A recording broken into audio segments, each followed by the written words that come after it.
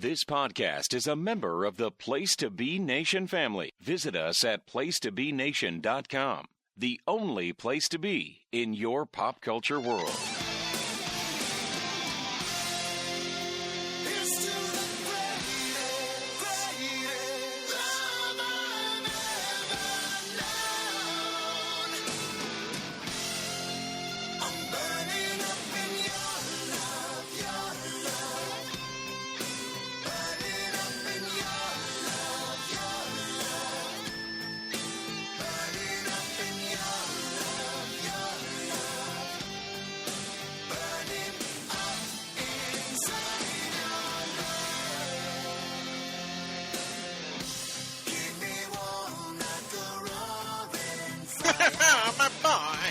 Welcome to another edition of the Hard-Traveling Fanboys.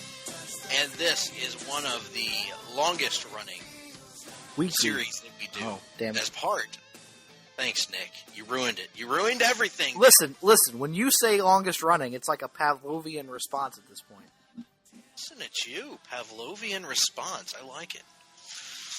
Speaking of Pavlovian responses, you are listening to the longest running weekly episodic comic book podcast in all of Place to Be Nation. And this is the Long Book Hunters, one of our longest running features that goes all the way back. No, it's not the Long Book Hunters. You're right, it's not the Long Book Hunters. What is it? What the hell is we doing tonight? Countdown! For God's sake. We are off to a rip-roaring start if there ever was one. You know what? Countdown, Long Book Hunters, who gives a shit? What I'm saying is we're doing the episode that we do once a month where we count down things. It's called Countdown, in fact. And as you know, if you've been paying any attention to this show in recent weeks, we are in the midst of Wonder Woman month here at the Hard-Traveling Fanboys, here at Place to Be Nation Pop. And as part of that, we found it appropriate to take a look at the character of Wonder Woman as we know her best, which is through the 2016 through present day Greg Rucka-written Wonder Woman Rebirth series. Now, both Nick and I are in the same boat as we did not grow up reading Wonder Woman comics. We didn't really start regularly reading them until the Rebirth initiative of last year. However, both of us have Wonder Woman. Well, I don't want to spoil the upcoming prestigious Haffey Awards, but both of us hold the Wonder Woman series in high esteem, I believe it is fair to say.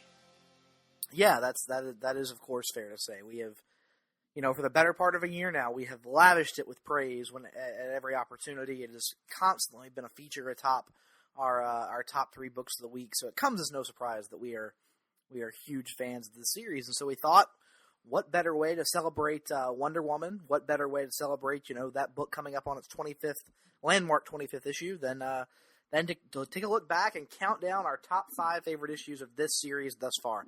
To clarify, we are only counting down the Rebirth issues because, quite frankly, Greg, I don't think you or I have ever read Wonder Woman as an ongoing series before now. So this is all we have, unfortunately. Right. We're not counting the original run of Greg Rucka Wonder Woman comics because we haven't read them. So, I think I've read 1 or 2 that tied into Infinite Crisis, but I have not had a chance to read that run in its entirety, something that I hope to remedy one day. But what we do have is we have a cavalcade of issues to look through and to pour through, all of which are high quality. I don't think there's been a bad comic book in this bunch from what I've read. Now, here's the caveat for me. Nick is up to date on his read-through. I have only read through issue 17 of this series. I have them all. They are all in my possession. However, I have not gotten around to reading them all. And so my list is a little more limited than Nick's is. I had 17 issues to pour through and choose the 5 best, in my opinion. Nick has a much more expansive list that he had to pare down. So that's the caveat here. I'm sure Nick is going to have some wonderful issues in his list that will not appear in mine, primarily due to the fact that I have not read them. So it wouldn't be fair for me to rank them. So that's the caveat. Let me insert another caveat here, folks. During this show, I apologize if I am not at my best. I have to explain. I am dealing currently with a simultaneous inner and outer ear infection in my left ear. And the best way I can describe it to you is it feels as if someone took an impact drill to my left ear and then allowed Klondike Bill to go in on the ensuing wound with a pulse of kielbasa. So that's kind of what I'm dealing with right now. And the worst part of it all is after dealing with the impact drill wound and the Klondike Bill with the pulse of kielbasa, I then have to take Greg Phillips' voice and insert it into the wound. So it is the worst of all situations here. So I apologize if I'm a little bit more ornery than usual. What is your favorite phallic shape, and why is it a Polish kielbasa sausage? Well, quite frankly, because you never mind, we're not going to go there. But speaking of Klondike Bill, Greg, did I ever tell you about the time that I asked Klondike Bill what he would do with a woman who was just extremely clean and well kept? No, please, you got to tell us now. Well, Klondike Bill told me that if he ever came across a woman who was extremely clean and well kept, he would tell her to put on a pair of sweatpants and a sweatshirt, go take a 2-mile jog, and then come back and see him when she was done. Oh, that's disgusting. What has become of this show? Is that your Conrad Thompson or your Chad Campbell? I think there's... Oh, come on. I think there's a... What?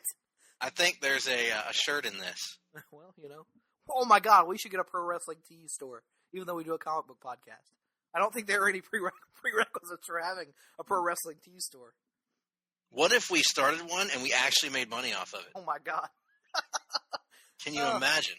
How many longest running weekly episodic comic book podcasts in all of Place to Be Nation shirts do you think we could sell? Well, it would have to be like a Kevin Smith style quadruple XL basketball jersey or hockey jersey in order to fit all the words on it. Kevin Smith in a basketball jersey, a sleeveless basketball jersey. That is something I kind of want to see just for the novelty of it. So we'd have to have that. I mean, we could put the Ho-Ho Loon. That might cause some sort of copyright issue. I'm not sure, but I think there's possibilities here. But what? I like it. I'm just saying that I like it. Damn it. Well, quite frankly, I think that we need to hire a financial planner to help us figure out how to do this. I know a guy that runs a realty company and has a couple podcasts under his belt that might be able to do us a solid. My wife texted me the other day and said, I finally figured out where I've heard Conrad Thompson's voice before. And I was like, wait a minute, you know who Conrad Thompson is? And it was a very strange point of our interest intersecting. Wow. How does she know Conrad Thompson? Apparently he did a guest spot. She's heard me listening to some of the shows in passing. And then also apparently he did a guest appearance on a podcast that she listens to that is not primarily wrestling related. So, there are podcasts that are not primarily related to wrestling or comic books? I was about to say, we do one that's not related to... yeah, there are good ones. There are good ones out there that talk about other things, presumably. The big podcast with Shaq, of course, being primary upon them. It sure does sound exciting, the way that he pitches it on the commercials. Well. Hey, y'all, this is Shaq. You're going to tune into the show. We're going to talk about a lot of things. It's going to be good. And I'm sure that it is. Quite frankly, Shaquille O'Neal has more charisma and entertainment in his little pinky than you've ever had in your whole fucking life, you mark. Well, that's just false. Patently false. I've had a lot of charisma in my body the last time I hung out with Klondike Bill. Well, quite frankly, or Toots Mont for that matter. But we are discipline.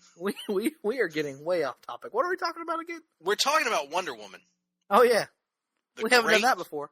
And powerful Wonder Woman series by Greg Rucka that I am now officially not going to tag him in on Twitter after this opening. So let's get started with our countdown. And I'm going to get us started at number 5. And my number 5 selection for the best issue of the Greg Rucka-written Wonder Woman series comes to us very early on, and it is Wonder Woman number 4 by Greg Rucka, Nicola Scott, Romulo Fajardo Jr., and Jody Wynn. Oh, Romulo, my boy.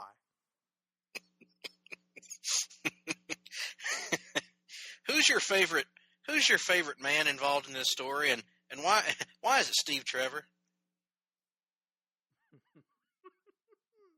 So this is an issue in which one of the things that I really love about what Greg Rucka has done with Wonder Woman is his story works for longtime fans because it's reintroducing elements of Wonder Woman's mythos that they may be familiar with.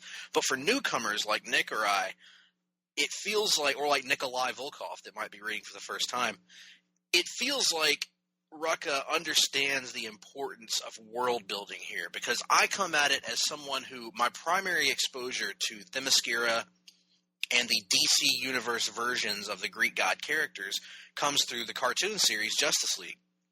So having a chance to familiarize myself with this version of Themyscira and how its political system works and how the people who live there, the Amazons, interact with one another is wonderful. And that's pretty much what this issue is all about. It's about world building. It's showing you how Themyscira is set up, how their society is, how the Amazons' power structure is laid out. And simultaneously, while it's showing us this beautiful, amazing society, it also is juxtaposing that with Diana and what makes her different from them. And what makes her, even in this society of amazing women, what makes Diana stand apart from them all and gives her her uniqueness, her willingness to brave the unknown, her willingness to accept those that she doesn't understand. I really feel like this is one of the best examples in the entire Rebirth initiative, actually, of world building. I think Aquaman's had a couple of issues like this as well that have done a good job of this, but of just showing new readers or people who maybe aren't as familiar with the mythos what it is that makes this mythology unique in comics and what makes it stand out and be different even from something like Thor or something over in Marvel. It's just a different way of presenting a comic book character and her supporting cast, and it does it unapologetically. It doesn't hide from it. It doesn't try to make it badass or edgy. It just embraces the mythology that surrounds Diana and that sense of naivete and hope that makes her what she is. So this is my number 5 issue, and honestly, I kind of wanted to put it higher, but I ended up just being able to slot it at number 5. But Wonder Woman number 4 gets my nod. That's good to hear, sir. One of the things I'm fairly sure will be very different about our list is this is something we've discussed on the show over the last year. Is you generally were higher on the Greg Rucka and Nicola Scott stuff that they did during year 1, while I was generally higher on the Greg Rucka and Liam Sharp stuff throughout the run. So your list will have more representation of the Nicola Scott stuff than mine will, for sure. But moving on to my number 5, and I don't want to say too much about this one because it's one of 2 books on the list that you will have not had an opportunity to read, and it's a very recent issue. It is Wonder Woman number 23. This is bringing to you the final part of the Truth storyline, and all I'll say about this is it might be Liam Sharp's best drawn book of the entire run. It is beautiful and heartbreaking to look at moments throughout. It redefines our understanding of a classic longtime Wonder Woman villain, and it has themes of loss and love, and there are 2 characters who who have to make tragic decisions at the end of this and have to face the world in the wake of those decisions, and it helps you to understand the juxtaposition between these 2 female characters. And I really don't want to say too much else, Greg, because I don't want to spoil it for you, but for anybody who's read Wonder Woman 23, you know what I'm talking about. So I'm going to keep this one kind of short again because I don't want to spoil too much for Greg, but Wonder Woman 23 takes home my number 5 spot. Very, very good. Interested in catching up to that for sure. And just to address it, I have plenty of representation from both the Nicola Scott and Liam Sharp issues in my list. It's not one or the other necessarily. I think the initial arc I enjoyed more on year 1. I think that some of the later stuff I enjoyed more in the Liam Sharp department. But let me move on to my number 4, which is Wonder Woman number 9. Number 9. That's my painting. Wow, we both had it at number 4? Absolutely. Wonder Woman number 9. Wow. Writer Greg Rucka, artist Liam Sharp, and of course colorist Laura Martin, who is wonderful on this series throughout, do this one. And I think, Nick, we probably have this on for the same reason, and that is because beneath our harsh, snarky, masculine exteriors is a shipper just waiting to explode. And the shipper in us, I think, is what makes this issue so beloved to us, because this is the Wonder Woman and Steve Trevor romance issue. And there's no getting around it. This is a romance comic. This is the most unabashedly romantic, the most unabashedly love-centered issue, I think, of this entire series to this point. And it just works. The same way that we've seen in Rebirth the Lois and Clark relationship, or the Oliver and Dinah relationship. That's what Arthur and Mira, that's what Rucka and Liam Sharp are able to do with this Steve Trevor and Diana relationship. And it's impressive because one of the things that we've talked about kind of off the air and in some of our shows that haven't come out yet is I have never really gotten the Steve Trevor character until Rebirth. Yep. Even in the outstanding Jeff Johns Justice League run, he was just kind of there. He was, Steve Trevor was not really a character that, he was fine. He wasn't bad. He just never really stood out to me, and I didn't really understand why Wonder Woman would want to be with him based on his characterization that he's had. Absolutely. And one of the things that Rucka did in Rebirth, and of course Liam Sharp with his redesign of Steve Trevor, and Laura Martin with her colors, is they gave us a version of Steve Trevor that suddenly clicks, and it's like, oh, I get it. I actually accept the fact that this guy could be with the best woman in the world, which Diana is.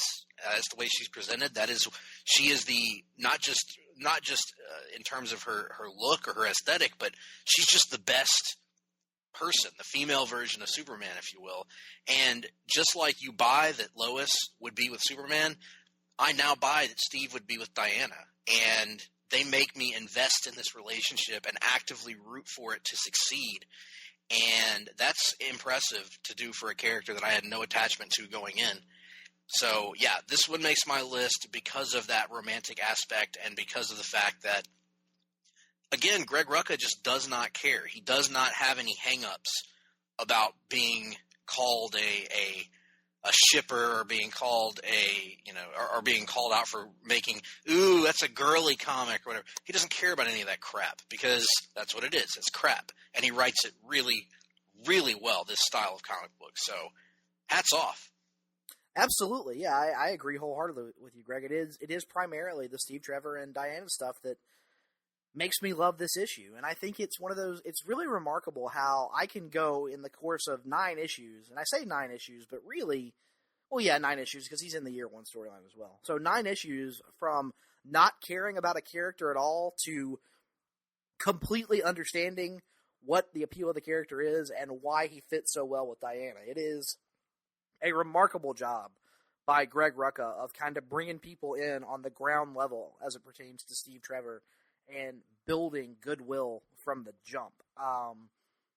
The scene where they have a conversation here on the beach is so beautifully written. It's so perfect in so many ways. One of the aspects I love about it is that it confronts directly the Superman and Wonder Woman relationship from New 52.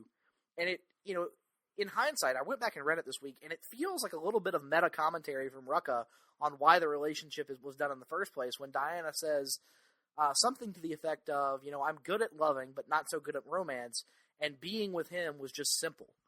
Almost like it's saying it's easy. That's the fallback, is to do your 2 most powerful and prominent characters in a relationship, because it cuts out the need to write those human characters that some people find, like you said, boring or less interesting or whatnot. So I love everything about this book. I also love the bits in here from Etta Candy and Barbara Ann Minerva, who is back to her human form in this one.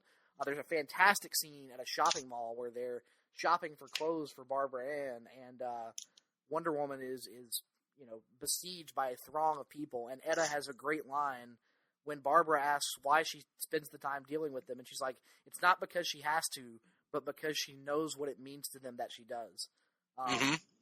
Just a great, a little pause issue.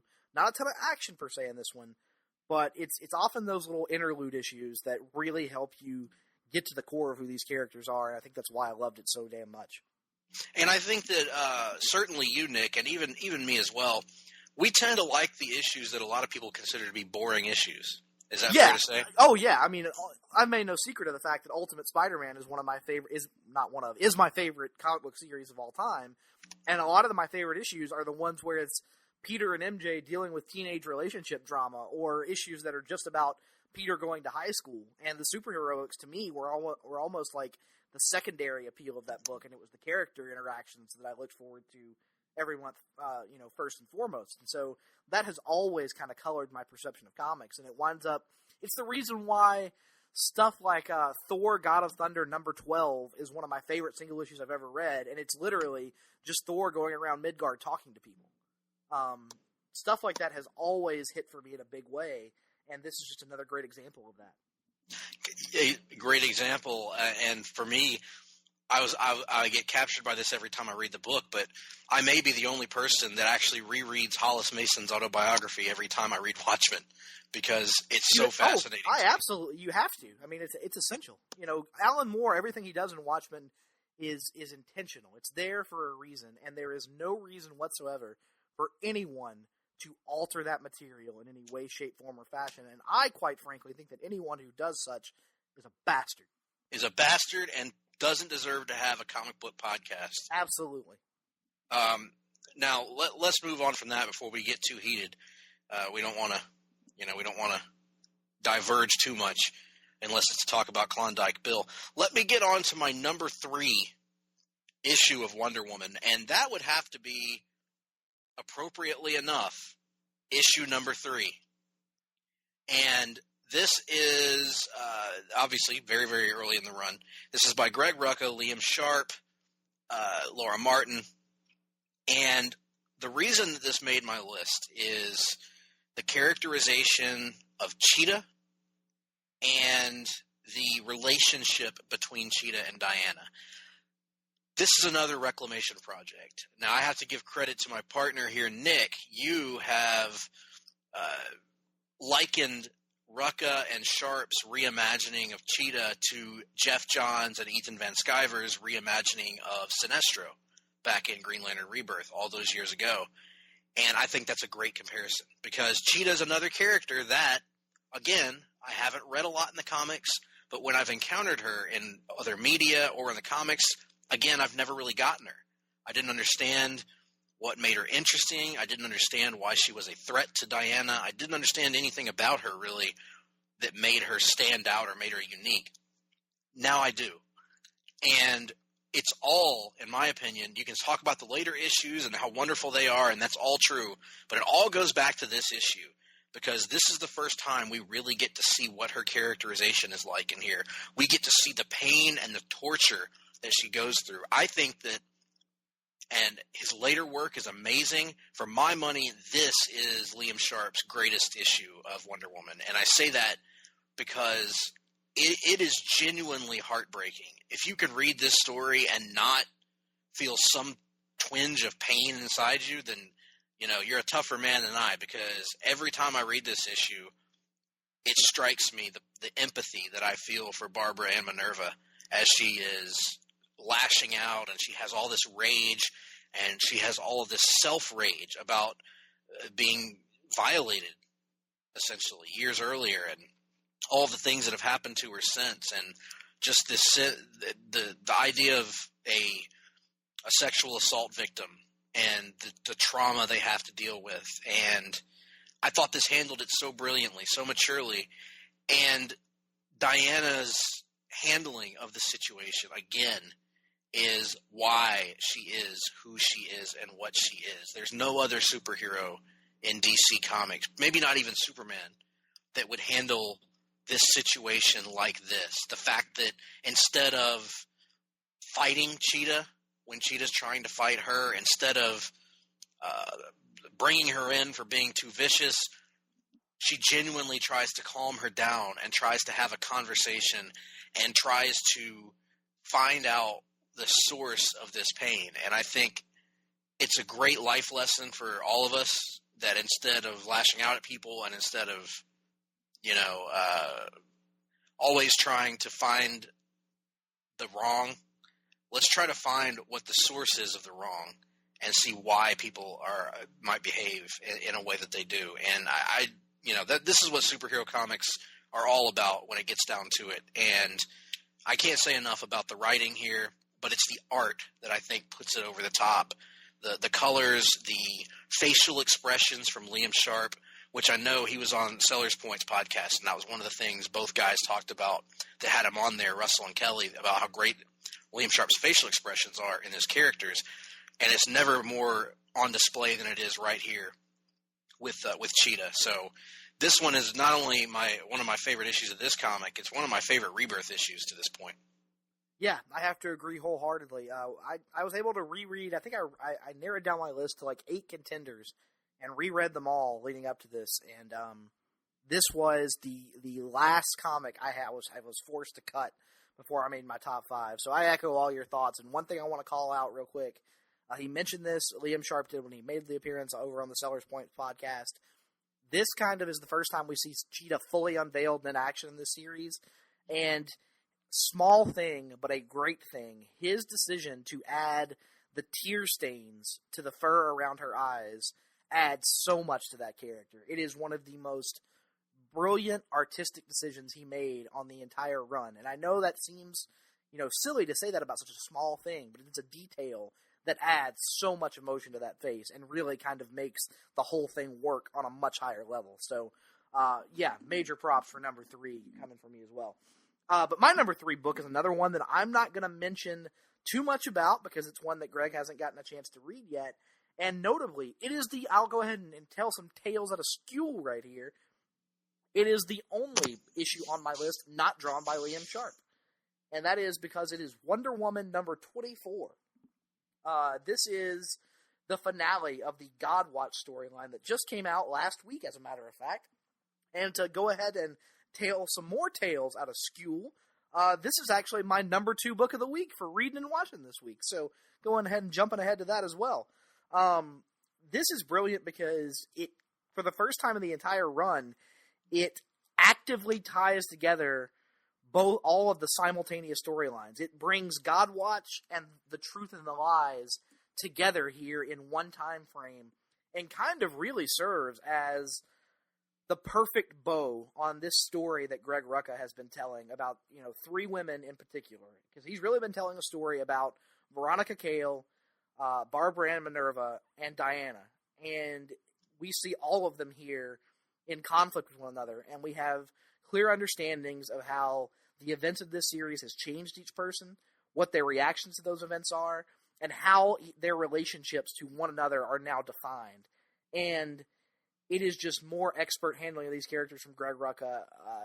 The Cheetah has, just the most perfectly heartbreaking reaction to these events that have fallen upon her over the last 23 issues. And it's just, it's nearly perfect, man. I don't know what else to say about it without delving too much into spoiler details, which I don't really want to do. So, big shout out as well to Bequeath Evely. I know that a lot of people were disappointed, as was I, when Nicola Scott stepped away. But I thought Evely has stepped up and really knocked it out of the park on her contributions to the series.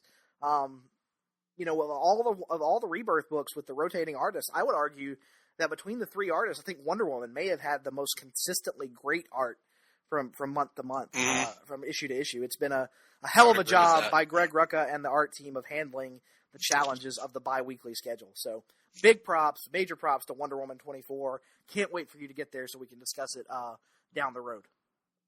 Absolutely. Looking forward to it. On to my number 2 issue of the run to this point. And I'm going to go again back towards close to the beginning. And I'm going to go to the year 1 story arc. And I'm going to go to Wonder Woman number 6 by Greg Rucka, Nicola Scott, and Romulo Fiardo Jr. My boy. Romulo, my boy. Love Romulo. And, Mr. Barnett, what do you think about Alex Wright? Very good. So I talked earlier about what I feel is the importance of world building. I think it's one of the things that drew me into my favorite comic book series of all time, Jeff Johns' Green Lantern, was the sense of world building and the sense of knowing how these characters interact with one another. And this issue is Diana going into the real world, going into arriving into man's world, and the army doesn't know what to make of her. She's locked up because they're afraid of her, essentially. And she, she's kind of at a loss because no one can understand her. And one of the reasons this book made my list so high is I loved what the creative team did with the language. The way that they drew Diana's, the lettering, if you will, of Diana was so different from everybody else's, and no one can understand what she's saying, and it takes Barbara and Minerva to actually kind of figure out some of what she's got going on. It's not a perfect translation, but Barbara forms a bond with Diana because Barbara's the only one that can understand any of what she's saying. But also, this is the issue where Diana is visited by the gods in the patron gods in animal form, and has these wonderful gifts bestowed upon her by these animals. Essentially, this is how she gains her amazing abilities and understands them, grows to understand them a little bit more. And I think that it's just a great example of showing that fantastical side of Wonder Woman, that mythological side, that childlike whimsy side of Wonder Woman, that, hey, at the end of the day, talking deer and talking birds and talking cats and all other manner of creature, that's just part of the fantasy aspect. And it's very intriguing. It drew me in the first time I read it, and I continued to love throughout the year one story, which I thought was phenomenal, how they introduced these characters to one another and how it laid the basis for what you're seeing in the future, or the present rather, with what their relationships are today. And that goes all the way back to Etta Candy as the kind of the liaison there, the governmental liaison, Steve Trevor as the army guy who's just infatuated with the most beautiful woman he's ever seen, Barbara Minerva, who's the scientist that's kind of out for information and out for new knowledge, but in the process meets all these cool new people that she becomes friends with. And, of course, what game is being played right now by the gods, because they've always got some sort of angle going on. So very interesting stuff, and I got to give love to the entire team behind this because, like I said, all the way down to the lettering has been tremendous throughout the Rebirth series. Yeah, absolutely. I agree with everything you just said. The year one storyline was outstanding for a lot of the reasons you mentioned. Very tough not to include any of it on my list, but it was a move I had to make. But moving on to my number 2 book of the week, number 2 book on my countdown, and I have a sneaking suspicion. I don't know. We'll see if this one winds up at your number 1 spot or not. But my number 2 book of this run, I'm going with Wonder Woman number 17 from Greg Rucka and Liam Sharp.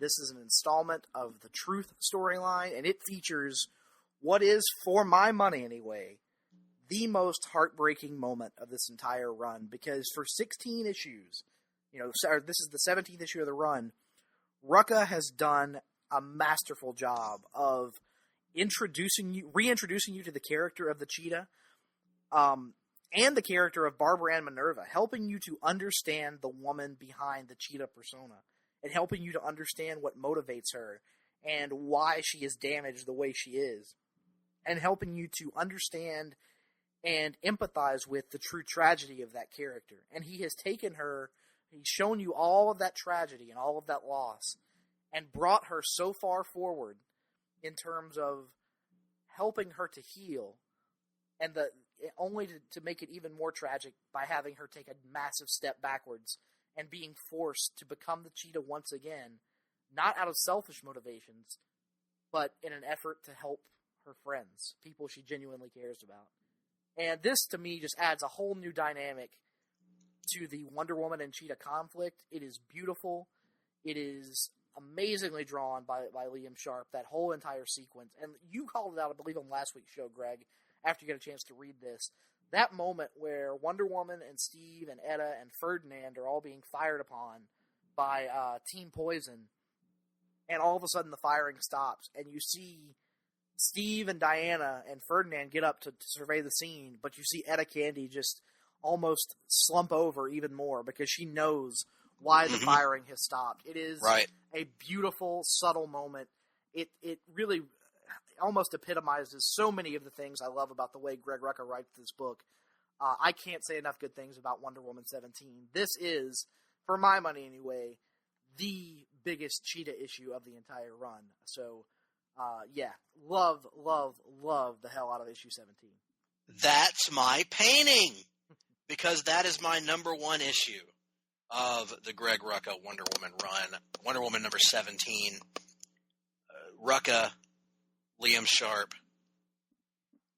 Incredible what they did in this issue. I agree with you, Nick. You said it perfect, Bubba, and I said a lot of it last week, so I'm not gonna tread over too much ground here, except to say that this is such an example of that hand in glove partnership that makes comics different from any other medium, in that this would not work as well as prose, and this would not work as well as a standalone sequence of art. It works together. The words, the images, the trust that Rucka has in Liam Sharp to tell his story, it's just remarkable. It's unbelievably moving. The pain with the choice that Barbara has to make, and by the end of the issue, it becomes apparent what choice she's going to have to make. And then, again, that one panel of Etta Candy's reaction makes the entire thing. It puts it at the top of my list because it caused an emotional response in me, and whenever comics can do that, I'm gonna have a special place in my heart for them. And it's, like I said with the last couple issues, it's one of the best issues in the entire Rebirth initiative. One of the best comics I've read in a while. Incredible work, and another step in the process of crafting the cheetah into something more than she was. Absolutely. I couldn't agree more. But moving on to my number one book, or number one issue of the Wonder Woman Rebirth run, I am going back to the early days, and I am going with Wonder Woman number 7. This issue features the big confrontation between Diana and the plant god Kartaga. It also features Kartaga and the cheetah coming face to face with one another for the first time in a while. Diana and Steve coming face to face with one another for the first time in a while. It's got so many great moments, from Wonder Woman calming a group of captive women to Wonder Woman swooping in and saving Steve, and Steve's seemingly nonchalant reaction to it, because you get the impression that he is used to being saved by Diana. You get Diana just throwing the ever-loving smackdown on Kartaga. It's the equivalent of building him up and building him up and building him up, and then having Diana play the Brock Lesnar to his John Cena, essentially, where she just tears through him over the course of the issue. And it is beautiful to behold, as Liam Sharp shows he can do a hell of a lot more than just the facial expressions and the quiet character moments, as he gets great action scenes out of this one. But also, this ultimately has the reveal of Diana telling Barbara that she didn't, Kartaga didn't turn her into the cheetah because she was impure when she got there. He turned her into the cheetah because he does that to all of his past brides. And it's that moment where you realize the storyline, The Lies, means so much in terms of every character is discovering they have been lied to over the course of the book. And it's also a great moment of hope as you see Barbara Ann reverting to her human form, and it kind of feels like after a run where we've, a run of issues here in the lives where it's been pretty bleak and dark, it shows you these moments of hope that Diana can provide to all of those people around her. And to me, it still holds up as the best issue of the entire run. I think it's Rucka writing at his best, and I think it's Liam Sharp drawing all of the supporting characters and action scenes at his best. Quite frankly. Indeed. Very good. I agree. Excellent issue. Another issue that got consideration for my list. This has been such a consistent series, and I hope that came across as we gave you our lists, ladies and gentlemen, that this series is just loaded with consistency. And I think that owes to the fact that it's had a relatively consistent artistic presence with its 3 primary pencilers. And I think it's also because Greg Rucka has remained the lead writer all the way through this point.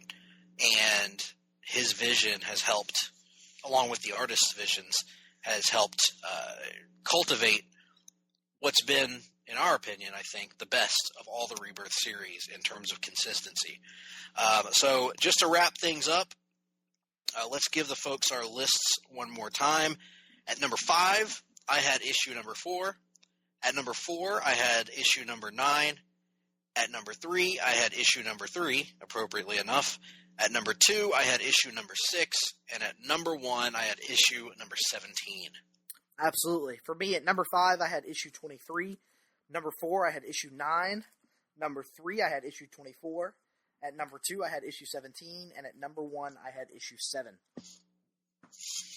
Excellent. And how did we do, folks? Did we nail it? Did we leave some out that you wanted on your list? Give us your list. We want to see those lists. Go to Facebook.com and search for Place to Be Nation Comics. Join the group and leave us your lists. We would love to share them on the air if you leave those with us. Tweet us.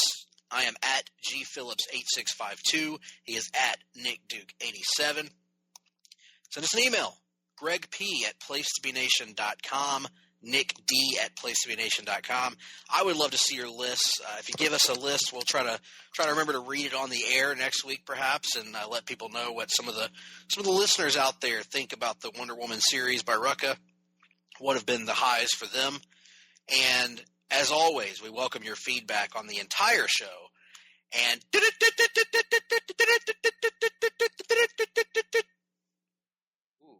Oh.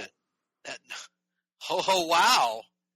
It's time for the ho loon ticker alert. Look at this. It's coming across right now. Let's see a little bit of what we've got coming across the ticker here. Let's see.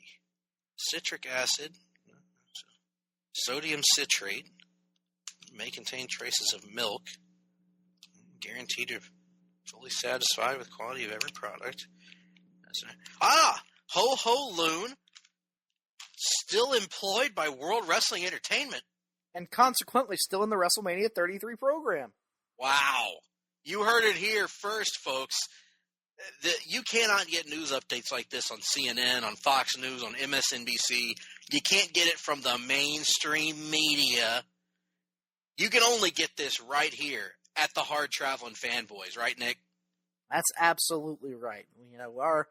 That ticker, that technology that we have on that ticker, Greg, some might say that it's got a certain slickness to it that, quite frankly, wouldn't be for me to say. Wouldn't be for you to say. It is as slick as, certain bodily functions on certain types of metal that may be used in certain orifices of the human body. Well, nevertheless, we hope you'll stick with us through the break, folks. When we come back, we've got what is sure to be a rousing edition of Reading and Watching. We've got a look at your news and notes throughout the comic book world, and who knows what the hell else we got coming your way. Just stick with us, folks. You won't regret it. Promotional consideration paid for by the following. Hey, pro wrestling announcer Kevin Kelly here. I want to make sure you are all subscribed to all the great feeds here at Place to Be Nation. It's really easy to do. Just head to iTunes or your preferred podcatcher app today and search and subscribe to the Place to Be Nation Wrestling feed, which, of course, includes the full archives of The Kevin Kelly Show, the Place to Be Nation pod feed, and the Pro Wrestling Only feed. Subscribe, listen, and then rate us and leave feedback today. And be sure to give Justin your true thoughts. I mean, don't hold back. After all, he is kind of a jerk. Just listen to Scott.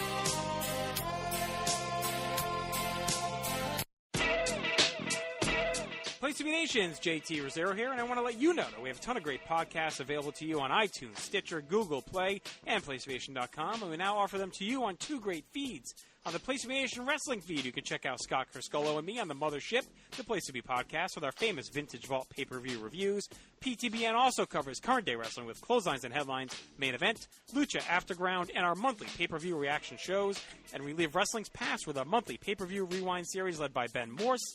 The Our Vantage Point podcast, which features a potpourri-style look at wrestling history, and Survey Says, a fun look back at the good, bad, and ugly of WCW. And on our very popular Place to Be Nation Pop podcast feed, we offer such great shows as the Glenn Butler Podcast Hour Spectacular, Rank and File, PTBN Dadcast, NBA Team, and Lucha Undead, as well as a veritable podcast heaven for comics fans with Hard-Traveling Fanboys, Sellers Points, Todd Weber's Conversations, Geek and Sassy, and the Imaginary Stories. You can find all these current shows plus archives of our past podcasts, including The Kevin Kelly Show, as well by subscribing to both feeds on iTunes. And while there, be sure to rate and leave feedback as well. All these shows, plus others available at PlayStation.com, where we cover pro wrestling, sports, movies, comics, plus tournaments, and more. Be sure to support our site by using PlayStation.com/Amazon when doing your online shopping, and download our free PTB Vintage Vault Refresh ebooks via the links on our site. We also want to thank our friends at Bonehead's Wing Bar in West Warwick, Rhode Island, and Fall River, Massachusetts, thehistoryofwrestling.com, and Scott Keith's Blog of Doom. Be sure to follow us on Facebook, Twitter, Instagram, and Tumblr as well. PlaceToBeNation.com, the only place to be in your pop culture world.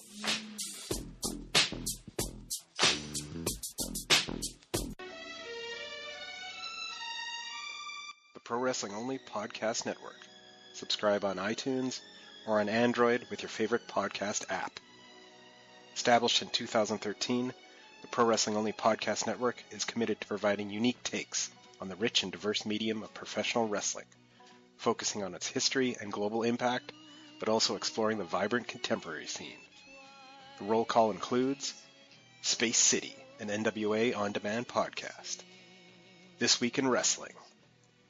Stacey and Elliott's Bogus Journey, the Super Apuestas podcast, the Military Industrial Suplex, Strong Style History, Pure Paris, and Psychology is Dead. Also, from the archives, the full catalog of great shows that provided a fresh look at classic wrestling, including Where the Big Boys Play, Titans of Wrestling, Tag Teams Back Again, Letters from Kayfabe, Wrestling Culture, Pro Wrestling Super Show, Goodwill Wrestling, and many, many others. Pro Wrestling Only Podcast Network. Only the best. But I've heard that you're bringing Klondike Bill back as the national name. Do you have any Klondike Bill stories you haven't told yet? I think I've told every story that I know. Now, did you tell the story about when doing the money grab on the baseball? I haven't told that one. Will you tell it to us? Yes, I'll tell it to you. When this was like 1983, and I was working with the baseball team, and they had a money grab where they brought 6 people out on the field to grab play money, and they got cashed in for real money. Klondike, instead of littering the field with money, just dumped it, boom, right on top of the mound. 4 or 5 people went in, had these big band lawn shirts, and they got all this money. One person won like $7,500 that night. The baseball team had to shut down concession stands, had to lay off people because of all that money. And Bill said, "Hey, I wasn't told what to do. I wasn't told to dump it on the top of the mound. I just do what I thought was natural." I said, "Well, great job, Bill. Well, about 10 people are unemployed right now because of you." I love that story. It never gets old. Welcome back, ladies and gentlemen, to the Hard-Traveling Fanboys Countdown. And we're ready to wrap this thing up down the closing stretch here by getting into our 2 recurring segments, the first of which is a little thing that we do where we like to talk about what we've been viewing and what we've been experiencing in terms of the written word. A segment we call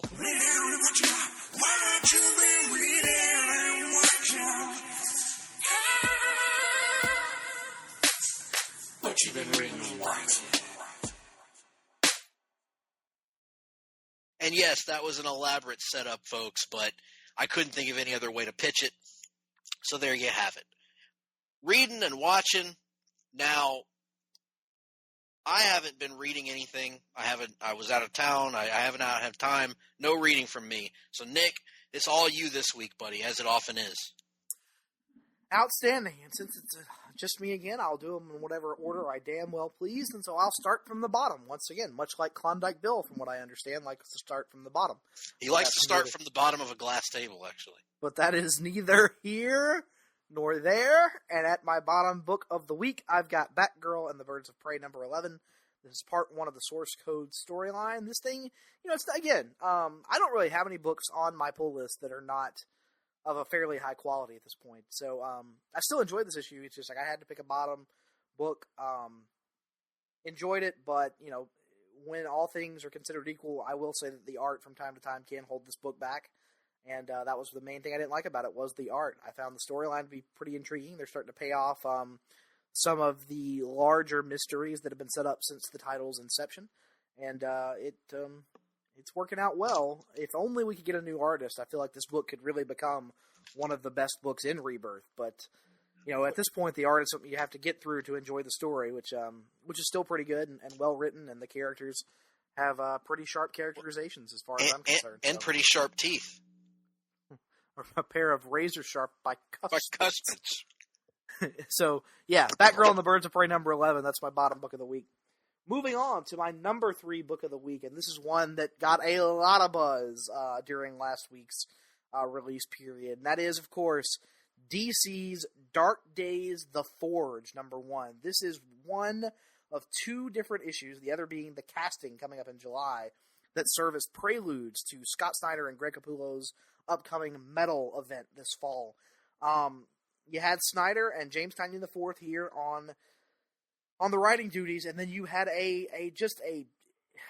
what a plethora of all-star artists collaborating on this one, from Jim Lee to Andy Kubert to John Romita Jr. to Klaus Janson. You just had a lot of people doing some outstanding work, and that is a Justice League roster of artists. Absolutely, it is. And while it does lend itself to giving the book a little bit of an inconsistent feel in terms of the art, the fortunate thing is it kind of jumps around throughout the DC universe, and so it's a little bit easier to accept the art shifts when they happen. All that being said, I very, very much enjoyed this one.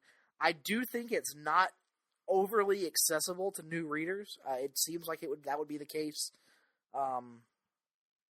For those who aren't as well versed in DC as you or I. But that being said, some of the aspects they reintroduce here are just they are pure fanboy service, for lack of a better term. Whether it be the tease of Plastic Man possibly returning to the DCU, and a certain callback to a certain 2005 crossover event written by Jeff Johns that I think you will mark out big time for when you finally getting around to reading it. So yeah, I love this one, and I will say, Scott Snyder writing Hal Jordan is every bit as great as you would hope that it would be, because there are 3 characters that are kind of the main narrators of the story, and those being Batman, Hawkman, and Hal Jordan.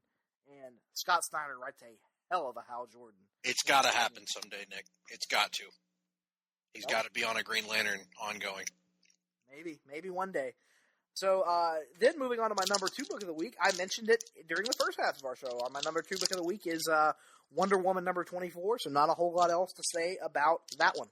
And that brings me to my number 1 book of the week, and this series just continues to blow me away with how well written it is and how, just how inventive it is. And folks, I know there's a lot of people upset about the very concept of this event, but Secret Empire continues to knock it out of the park. I absolutely loved this issue. It features the Resistance, led by Tony Stark, and the Hydra forces, led by Captain America, being forced into an awkward situation where they are forced to actually have a conversation with one another in this bizarre mansion setup that Ultron has created. Ultron, apparently, in this version of the Marvel Universe, is laboring under the delusion that he and Hank Pym have actually merged consciousnesses. So he sees himself as not just somebody who is meant to correct the world, but as also somebody who is meant to help bring the Avengers back together. And so he almost forces these disparate, these different heroes from across the Marvel Universe to come together and, face their differences head on. And it's almost like this prolonged bit of psychological torture, Greg. It reminds me a whole lot, actually, of that episode of Jessica Jones where the Purple Man is forcing her to live in her childhood home and confront all these demons and stuff. It's really, really well done. And I just continue to be blown away by Secret Empire, man. Nick Spencer is absolutely killing it for me, to the point where I would say at this point, we got 6 more issues to go, so we got to see how he sticks the landing. But through 4 issues, I think it's right up there with the best of the best Marvel events of the last 15 to 20 years. Wow, that is very high praise, sir. I meant to ask you, by the way, about this Dark Metal, the Forge, Dark Days, the Forge, whatever the hell the name of it is. Does this have anything to do with a mutant character who has the ability to build things and has a mustache? No. Ah, damn it. Not interested. Only books about Forge can be called the Forge.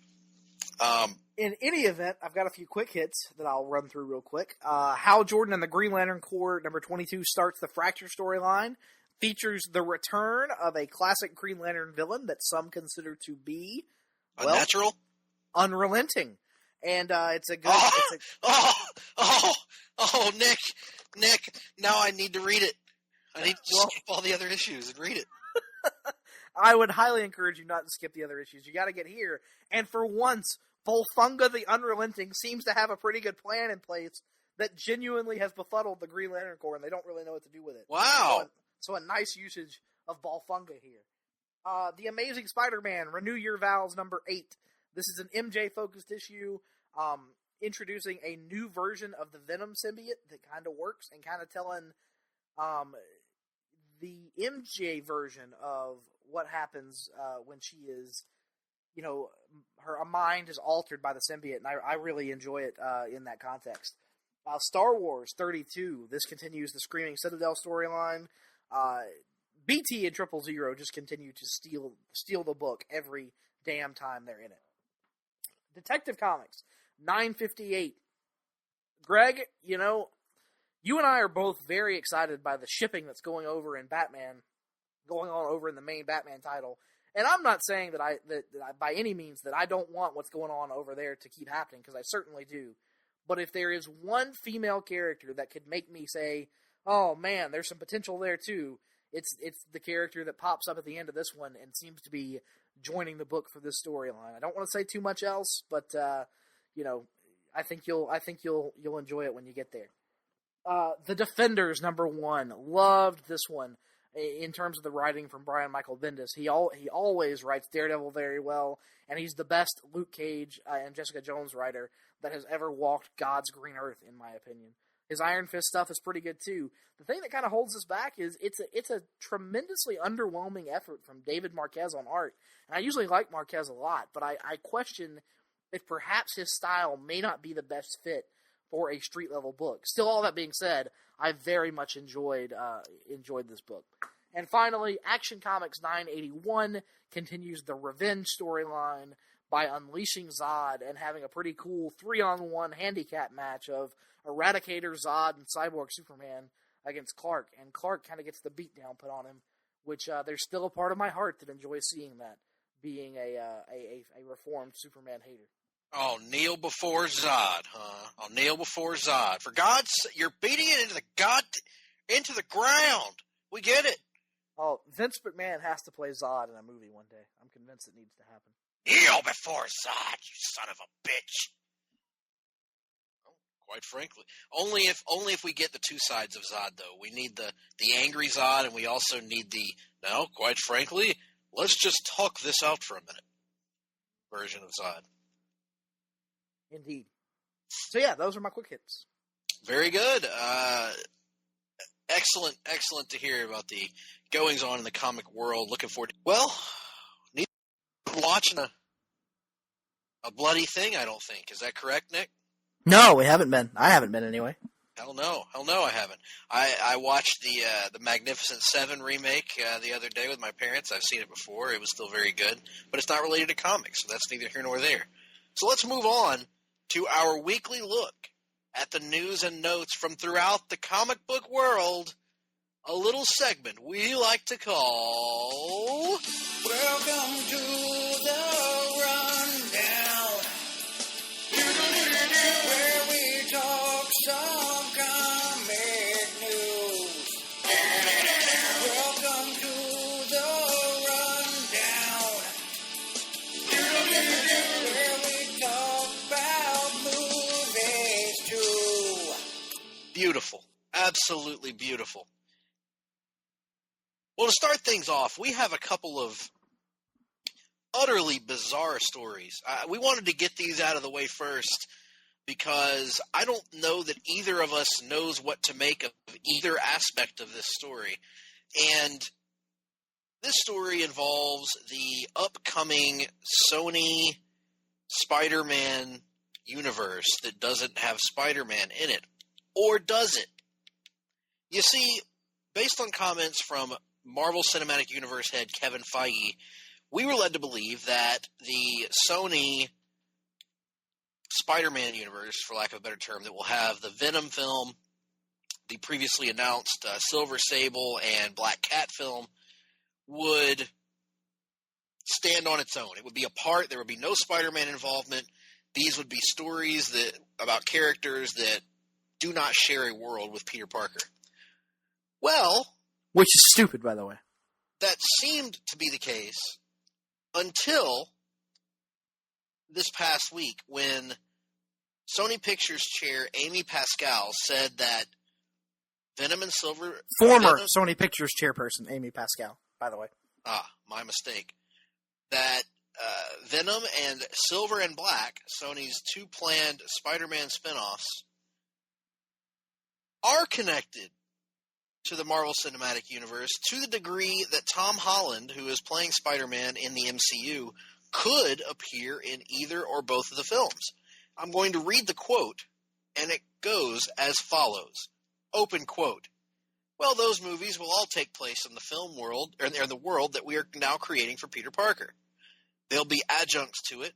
It may be different locations, but it will still all be in the same world, and they will all be connected to each other as well. There's a chance, there's always a chance, and that's referring to Tom Holland. I think one of the things that Kevin has done with Marvel that was so brilliant is by bringing the fans along and making each movie seem like a chapter in a book that you have to read that chapter in order to go forward. And I think the investment that the fans get to feel in being a part of a larger story and understanding what's happening, I think is something that I know Sony would want to emulate. Now, what's interesting is, in the video of these comments, Kevin Feige looks like he's completely taken off guard. So,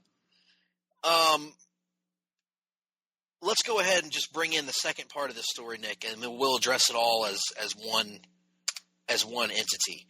Because the second part of this story is another report came out that, according to the Hollywood Reporter, Sony's got 2 more Spider-Man spinoffs planned, and let's just say they're a little weird.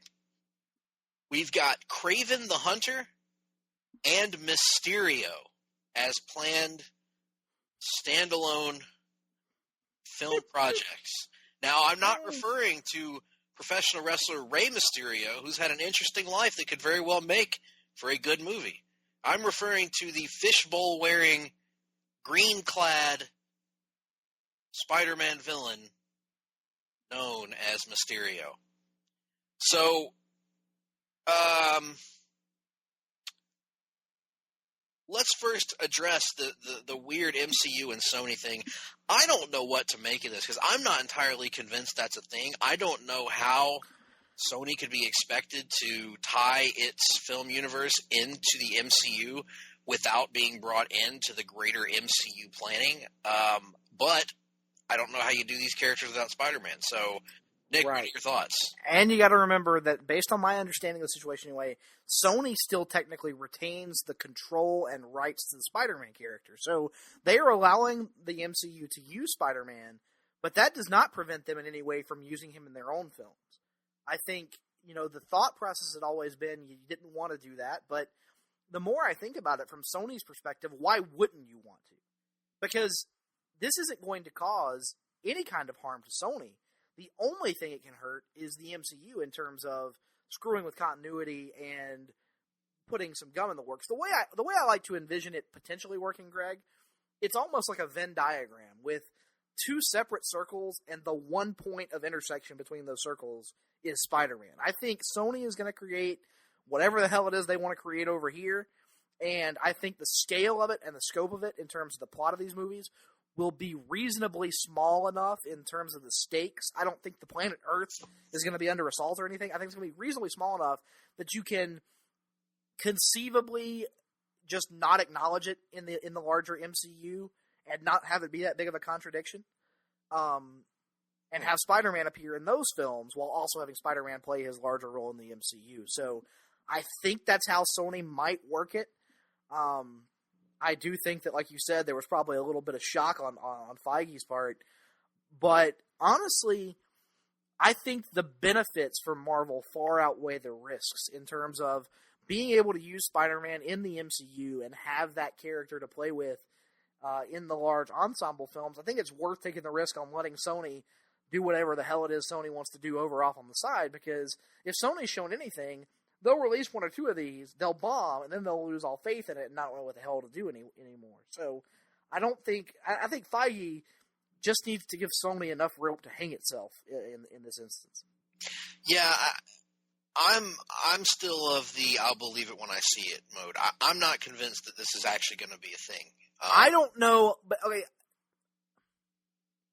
I'm trying to think. Like I understand your skepticism, but at the same time, I don't know how. Okay, Venom you can maybe do without Spider-Man. I don't think you should, but you can. And I suppose you can do Silver and Black, which is never mind. I'm not even going to get into that. Not a good idea. I agree. But I don't see a way to do a Kraven or a Mysterio movie that doesn't involve Spider-Man in some capacity. Here's the thing. But what we're being led to believe is that these are not Spider-Man movies starring Kraven with Kraven and Mysterio as villains. These are standalone.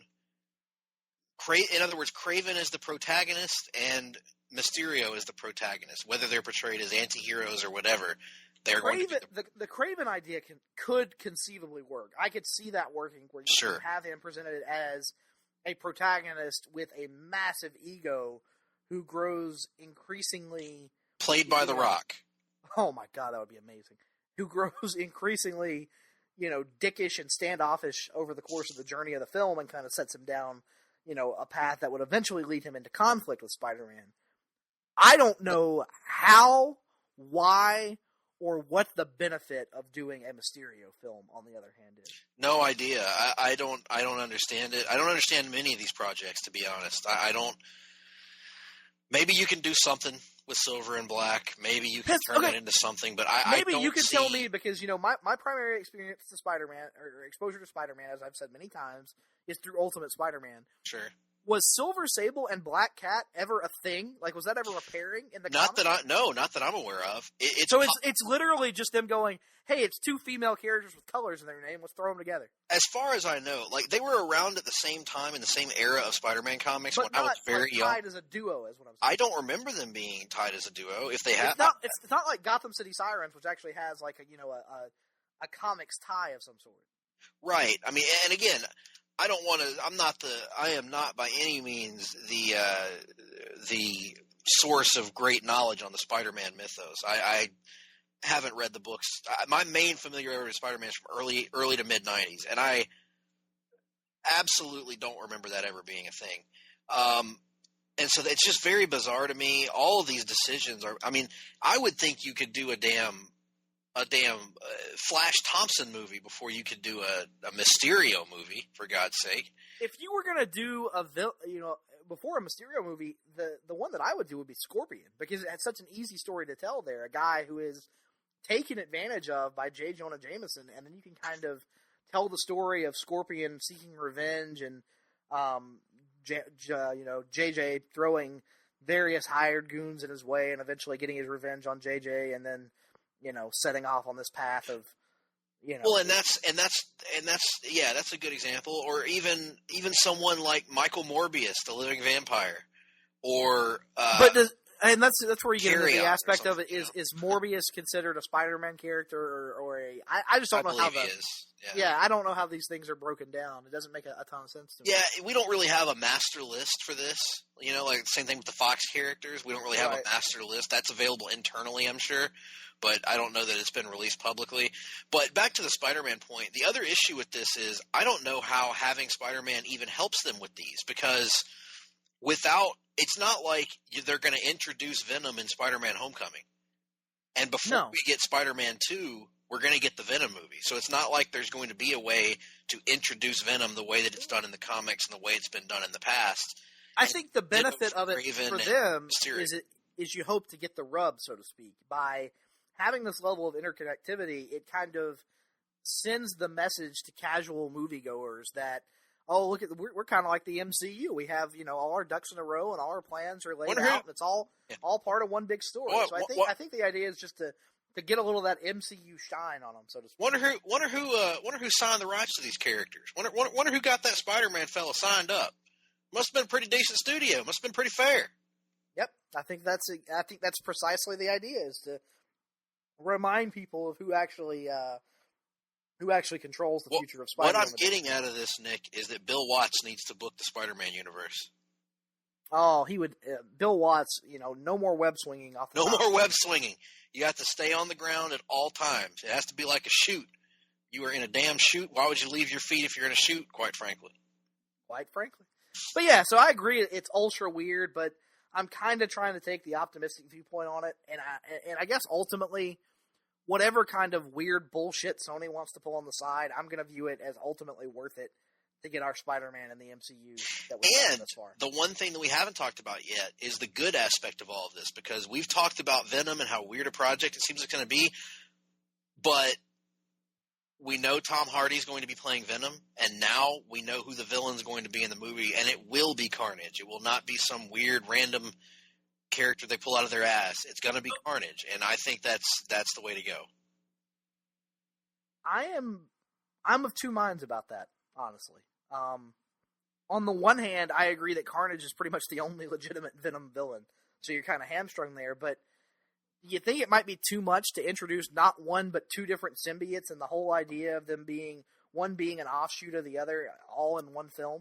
No, I think it can actually be done, because you set it up as establishing the dichotomy. You almost set it up as, at least, I don't know if they're going to go with the alien route with the symbiote or if they're going to go with the man-made route. I don't know. But I think that you can do it if you establish early in the movie the symbiote splitting and going in two different directions, and the difference between what it does with Cletus Cassidy and his personality and what it does with Eddie Brock and his personality, so that even if you have a rough around the edges Eddie Brock that you're preparing to potentially be a villain in the future, he's still not going to be as bad as Cletus Cassidy. And I think that might be a good way to establish why, even though you may think of Venom as being a dick, you should root for him against this even bigger dick, I can see that. That makes a lot of sense. I will say that Bill-sized dick.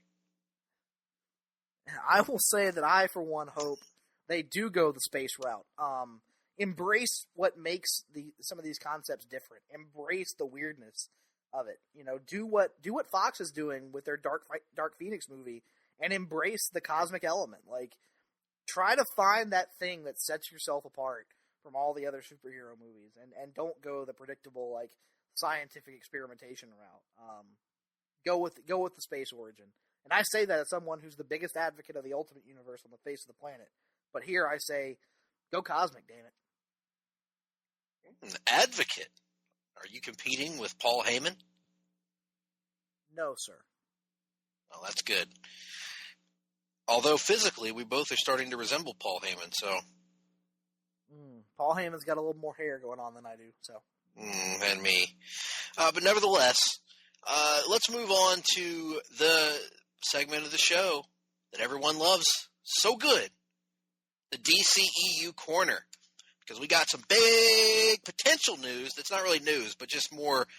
What would you say, Nick? If you had 2 words to describe something that wasn't news but was being talked about?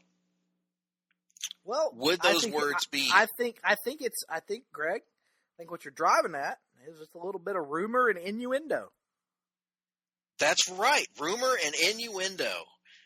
Because as many people have heard this week, the Han Solo movie lost its 2 directors and gained a new director. And those 2 directors that were kicked off were Phil Lord and Christopher Miller. And those directors have been replaced by Ron Howard, but that's not what we're here to talk about. We're here to talk about the rumor from the Hollywood Reporter and the innuendo that Lord and Miller could be landing at The Flash, which is a movie that we have documented repeatedly here on the show, has just been in what can only be described as developmental hell. Nothing has gone right for this picture to this point. And in April 2015, these 2 guys, Lord and Miller, were actually hired to write the Flash film. And they were offered the director's gig as well, but they declined. Now, since then, of course, the movie has gained and lost 2 other directors, Seth Grahame-Smith and Rick Famuyiwa. And new reports have indicated that Robert Zemeckis and Matthew Vaughn were being considered. But now it looks like Lord and Miller could be returning. Obviously there's no confirmation that this is going to happen. There's just talk that it is a possibility. Do you see this happening, Nick? Oh, man. Such a tough question. I don't know. I really don't know because, are you going to give me fucking anything on this show, or why are we even here? Listen up, you slap dick. Let me answer the fucking question if you'll just give me a minute. Since Rick Famuyiwa's departure, the reports have been that Flash was undergoing a page 1 rewrite. They were almost starting the development of the movie over from scratch, with the only really pre-existing thing in place that were going to be the bit of casting that had been pre-announced. Those being Billy Crudup as Henry Allen, Kiersey Clemons as Iris West, and of course Ezra Miller as Barry Allen. Other than that, the entire story and concept of the film, based on my understanding, was going back to square one. So my question becomes, if Warner was so shaky on whatever that premise was that they were going to go back to square one, would they now be willing to revert back to that prior premise that Lord and Miller came up with a couple of years ago? Because if I'm Lord and Miller and they're actually, let's assume for a moment they're going to come on and do this, we would assume that they're coming on to do the version of the movie that they laid out 2 years ago, correct? Mm-hmm. So if I'm them and I want to do that, is Warner Brothers going to be okay with throwing out this, rewritten version they've done and reverting back to a prior version? This is shaping up to be, if this movie ever gets made, it is going to become one of the most fascinating development journey stories in the history of Hollywood, because it has just been so troubled and so filled with so many stops and starts and various versions floating around and, reverting possibly back to the original version. I can't wait for the tell-all podcast or book or what have you to be told about the development of this one day, because it has been, from an outsider's perspective, truly fascinating to follow. So to answer your question, ultimately, I think they probably will wind up doing it. Just because I think they're going to want to, they're going to need a PR win in the wake of their departure from the Star Wars Han Solo film. And I think, DC is kind of in the need of a PR win as it pertains to the Flash film. And what better way to get that than by, bringing the guys back into the fold who kind of helped get the project off the ground in the first place. And, if their whole deal is they want to make a zany comedy, maybe the Flash is a character you could try that with. I don't know. I mean, there's certainly – I have my vision of what the Flash should be, and it comes on every week on the CW. But if you're going to do something different, maybe this is your chance to do a comedy in the DCEU. So I would be open to the concept. I'll put it that way. At this point, I'm going to have to plead the fifth on this one because I have no idea where the Flash movie is heading. I hope they take their time with it and do it right. That's my whole deal with it. They don't need to try to meet some artificial release date. Just take your time. Make sure you get it right if you do it. Well, there's no chance it's coming out on its release date. I don't think they've even officially moved it off that release date yet. In theory, it's still coming out in 9 months, which would be certainly a unique situation. It would be a major twist in the development, Nick. What a twist. And speaking of major twists, Damon Lindelof. Oh, God. Damon Lindelof, a well-known writer, coming off the heels of his successful show, The Leftovers. Fuck the Damon Lindelof. Coming off the heels of his successful series, The Leftovers, on HBO, which I have not seen, but heard good things about. The Leftovers, is that a collection of all the leftover plot lines from all the other projects he's worked on over the years that he never resolved? Oh! Is funny because it's true. Oh, no, I don't want to hear it, Greg. You're the biggest offender in the world of Prometheus. Oh, I love Prometheus. No. You're not going to get me to trash Prometheus. I adore Prometheus. I think it's great.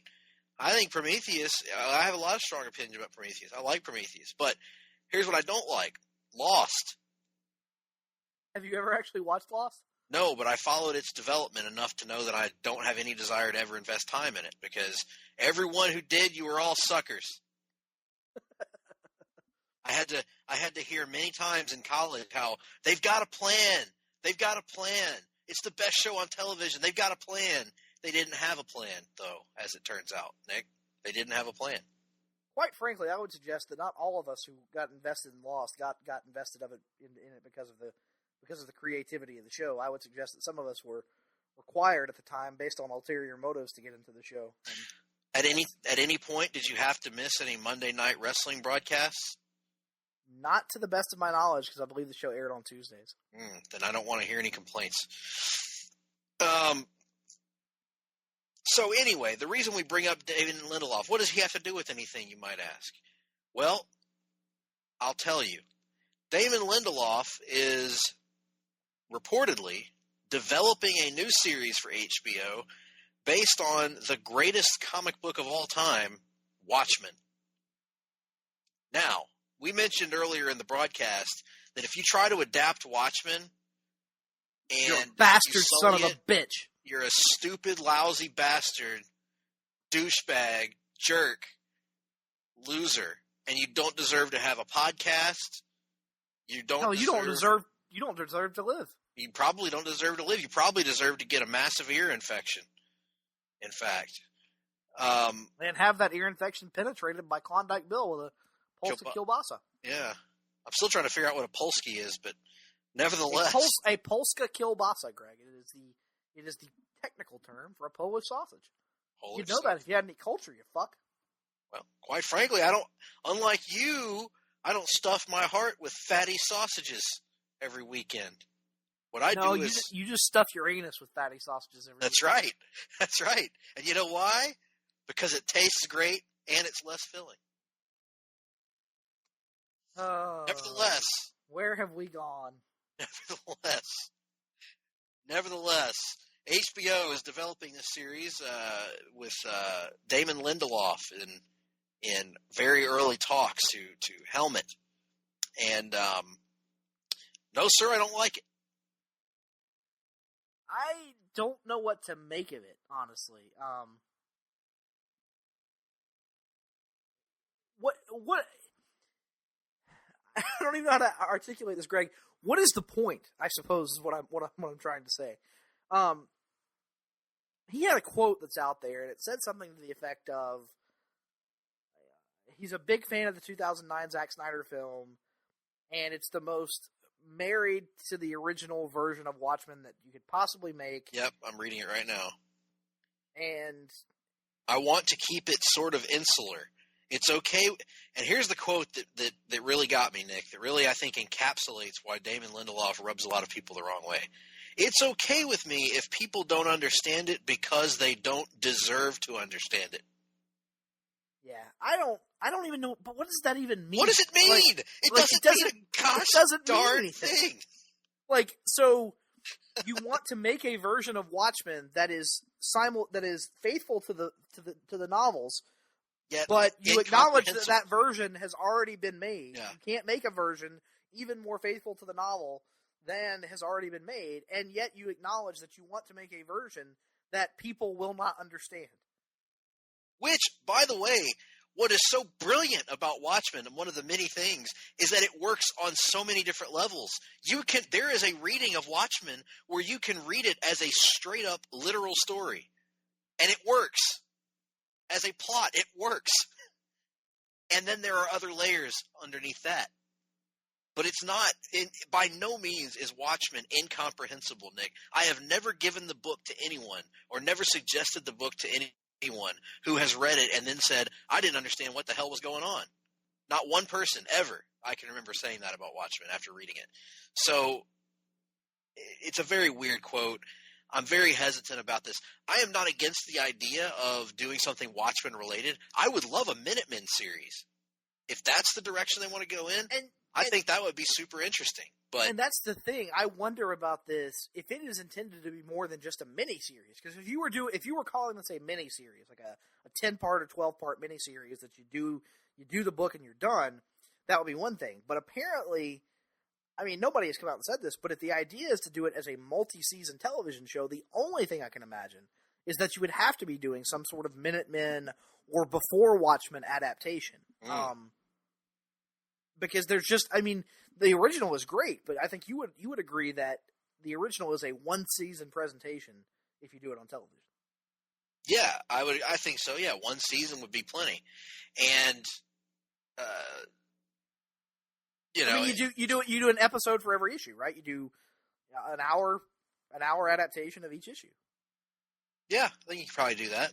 Well, you may have to stretch it beyond that. It depends on how you choose to approach the supplemental material. Tales of the Black Freighter, Hollis Mason's autobiography, Under the Hood, in the case of the supplemental material, you have to include it because any version of Watchmen adapted version that does not include the supplemental material, quite frankly, is a piece of shit. It's a piece of shit and doesn't deserve to exist. That's right.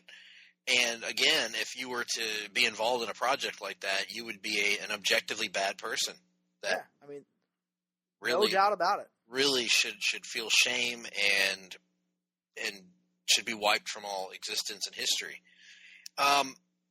Nevertheless, let's get off of this Watchmen topic because it is divisive and it is unique. You know, we'll see what comes of it, and maybe it'll be great. You know, maybe I'll live to eat my words, or maybe I'll live to eat that contract and leave enough room for your fist so you can ram it into my stomach and break my, spine. As much as we're sitting here questioning the need for it or the purpose of it or how it will work, there is no doubt that if it happens, we will. We'll watch the hell out of it. Absolutely. Yeah. And ultimately, what is the need for anything, really? Yeah, I agree. But I mean, it's just you have to question the need for this in particular when the guy who's going to do it is saying that the best version of it has already been done. You know what I mean? Like it's not even like he's preaching a different take. He's pretty much like, yeah, I just want to do that. And I'm like, well, we've done that already. So not to mention that with an insular work like Watchmen, I don't know that I want to see another take.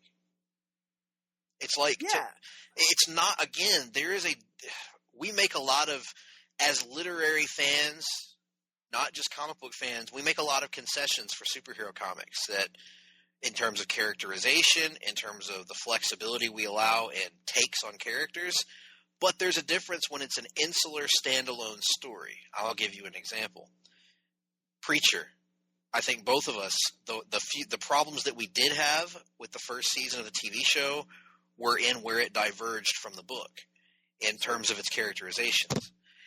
And as another example, if I am to watch something that is an adaptation of a Stephen King novel, for instance, I don't know anything about The Dark Tower, but I'm going to use that as an example. If The Dark Tower comes out and the characters in The Dark Tower do not share any similarities with the characters in the book The Dark Tower, then one would have to question, why do The Dark Tower? Yeah. At a certain point, you can't have characters be characters in name only. So, right. So, yeah. Anyway, it's interesting. But let's move on and let's stick with DC Comics and let's move on to the printed page. We got a couple of Dark Knight-related stories here. And one of them is a tie-in to the Dark Knight's Metal event. And these are the Metal tie-ins. There's going to be 7 of these standalone, I guess they're standalone, Nick, books that are going to focus on different corrupted versions of Batman that are spawned from the Dark Multiverse. These titles will be Batman, The Red Death, #1, by Joshua Williamson and Carmine Di Giannadomenico. Batman, The Murder Machine, #1, by Frank Thierry and Riccardo Federici. Oh, my boy. Batman, The Dawnbreaker, #1, by Sam Humphries and Ethan Van Sciver. Batman, The Drowned, #1, by Dan Abnett and Philip Tan. Batman, The Merciless, #1, by Peter J. Tomasi and Francis Manipul. Wow. Batman, The Devastator, #1, by Creative Team Not Announced. And, of course, November 15th, The Batman Who Laughs, Creative Team Not Announced. We're also going to be getting crossover stories with Teen Titans, Nightwing, oh boy, and Suicide Squad. Whoa! I did not notice that Suicide Squad. Look at that creative team, by the way. Rob Williams and Stepjon Sajic. Damn it, it's going to make me want to buy an issue of Suicide Squad. I know it, but I could do without the writer, though. But yeah, I could too, but anyway. That's Stepjon Sajic is awesome. We haven't even talked about how amazing the art looks from the upcoming Aquaman story, but we'll talk about that. I've got it. I got to read it. We'll let it on point. Next week's show. That's right. That's right. Now, I get hesitant anytime I see Nightwing tied into a Batman event, quite frankly. I am... Of course, I'm not on the book anymore, so what do I care? What do you make of this, Nick? These are some pretty powerhouse creative teams, and also that Flash artist, Carmen Di Giandomenico. Yeah, I don't love the idea of doing $28 worth of event tie-ins. No. I am hopeful that they will just be that, ancillary stories that are not necessary to understand the larger Metal storyline. But I will say that some of these have me intrigued based on the creative teams. I mean, you look at Dawnbreaker, which is apparently going to be a Green Lantern-themed take on an evil Batman by Humphries and Van Sciver. Drowned, which has got Abnett and Tan, and Merciless with Tomasi and Manipul. I think those 3 in particular are powerhouse creative teams that will certainly probably get me to pick up the books. What do you think the Merciless gimmick will be? Judging by the cover, it looks like it's a Wonder Woman story where it's almost like a cross-pollination between Batman and Ares, judging by the silhouette of the character on the front. So, interesting. Don't know what that's all about. Don't know what any of these are all about, really, because as much as I enjoyed Dark Days of the Forge, it really doesn't do much in terms of laying out what the story of Metal actually is yet. So, hard to really say with much faith what any of these are going to be about. Yeah, the creative teams for some of these are really impressive. Humphries and Van Sciver, and Tomasi and Manipul being my 2 most anticipated for these. Hey, that Devastator cover kind of looks like a Batman version of Doomsday, does it not? Yes, it does. It actually does, and it very well could be. I'm curious. What's the logo? I don't recognize the logo. God, I don't know. I know it's got the bat wings on it, but what's that logo with the thing? Hell if I know. It could be something New Gods related, but that definitely looks like Doomsday, though, which could be quite interesting. So, I mean, I'm glad that, for people that want these, cool. And these creative teams are amazing, but man, I evil Batman 7 times over, feels like it'll get a little repetitive. Yeah, which is why I'm not interested in picking up all of them. But the ones with the great creative teams, see what they bring to it, perhaps. Right. So there's some really great creative teams here. That's awesome. I just hope that this is not a sign of things to come from DC events, because this feels like overkill to me. Well, to be fair, we know that the next big event following Metal has, Jeff Johns has already said, no tie-ins, no crossovers, just an event book. So Good. Well, let's move on from there, and let's stay with Batman, because we found out what I thought was a pretty shocking announcement, Nick. Maybe you saw it coming, but All-Star Batman is coming to an end with number 14. Scott Snyder announced that the series he's been working on since the beginning of Rebirth will end at number 14. However, he will continue the artistic collaborations that have been planned in what he calls a, quote, new format for DC Comics. He says on Twitter, quote, from the start, the All-Star Batman series was all about getting to collaborate with artists, giving them creative freedom, so I'd be challenged to write differently, try new things with Batman. It's been one of the great joys and experiences of my career, and the new format will let All-Star Batman evolve. End quote. Snyder then tweeted that his first such project will be with Sean Gordon Murphy, who worked with Snyder, of course, on The Wake, and he said it would be solicited very soon. As for the new... By the way, Sean Gordon Murphy has been tweeting out some teaser images from this book that he's working on. The art looks amazing, Greg. It looks absolutely outstanding. Looking forward to it. As for the nature of the new format, Snyder told Comic Book Resources that it is a prestige format and said it's part of a new initiative DC is launching. So it doesn't sound like it's a new format per se. It's just taking advantage of what's been there the whole time. He said he didn't say that it would be similar to OGN's, and said that he couldn't get specific until DC formally announces it. Yeah, I would imagine it's going to be some sort of hybrid between the prestige format and the OGN. Maybe a little bit longer, typically, than your average prestige format book, but a little bit shorter than your average OGN. Something that's a little bit more easily digestible and has a lower price tag that people can pick up at the comic shop off the shelf. Like I'm envisioning something that's probably got that $10 or below price tag, but has enough meat there that you feel justified plopping down the money on it. I am interested to see what that format actually is, though. If it really is something new that DC is trying, I've long thought they don't really take advantage of the prestige opportunities that are there. I think it's a cool idea, and one that they've kind of abandoned over the last 10 to 15 years. But yep. In terms of All-Star Batman ending as a monthly, that was a little surprising, but pretty much sounds like he's just taking all of his plans for that title and transitioning him into the new format. So really, the series is only technically ending. And this will help my monthly pull. Absolutely. A book on it. And from what he's said in interviews, it seems like this will allow him not to be as restricted by the pressures of monthly deadlines and page count and all that. I wonder, Nick, if this might not be a format where it's going to have a variable page count based on the story. Yep. Which would be the best thing for everybody involved, I think. Sure. Makes a lot of sense. You might have one that's close to OGN length. You might have one that's closer to just a traditional prestige length. And it could be something new and fresh. And what's great about potentially doing it, on the newsstand as opposed to going straight to not the newsstand, excuse me, on the direct market stands as opposed to going straight to the OGN shelf, is you could potentially subsidize the cost of the book with ads, rather than having it be ad-free, which typically winds up driving up the cost of the book, to the $15 or above mark that we often see DC graphic novels launch with. Particularly hostess ads. You could just litter those throughout it if you wanted to. But I've long said this, Nick. I think that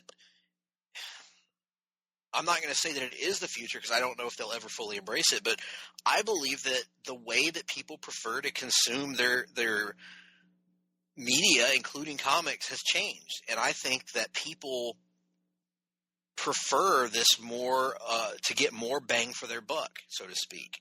And so I have been advocating the OGN format for a long time, and I think the Prestige format coming back could be a nice way as well to address this.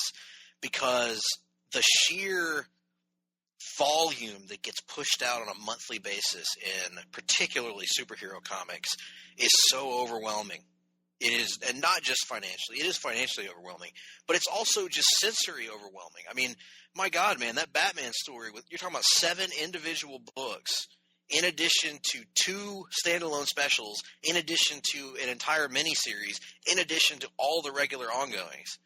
It's a lot of content. And so I feel like if this format can be successful, maybe this could be the start of something that sees a true revolution in the way that comics are presented. Because we talk all the time, Nick, about how comics tend to be written for the trade now anyway. Maybe this is the wave of the future. Who knows? Quite frankly, it's not for us to say. It's not. It's not for us to say. If you want to find out the real answers, tweet at JRsBBQ. Moving on to the next one. We also got another major comic book announcement this week from DC. We finally found out what the next Wonder Woman creative team will be. There's a fill-in team that's going to come in for about 5 or 6 issues here, filling in for Greg Rucka. And then as we head down the stretch in 2017, James Robinson is returning to DC Comics alongside artists Carlos Pagulian and Emanuela Lupacchino. Oh, my boy. And they are taking over Wonder Woman with September 27th, number 31. And just as important as James Robinson making his return to the company is the fact that this is going to directly pick up a loose thread from the end of the New 52, which is the fact that at the end of the Darkseid War storyline, Jeff Johns revealed that Wonder Woman has a long-lost brother who was born on Themyscira and has been hidden from her. And this is going to pick that up and introduce us to this character of the mysterious Jason, the only male ever born on Themyscira, and a cosmic threat that they never imagined. So James Robinson, known, of course, for his amazing work on Starman back in the 90s, also JLA and countless other books, is back in the fold, and we're finally going to find out who this Jason is and what his tie truly is to Diana. Your thoughts?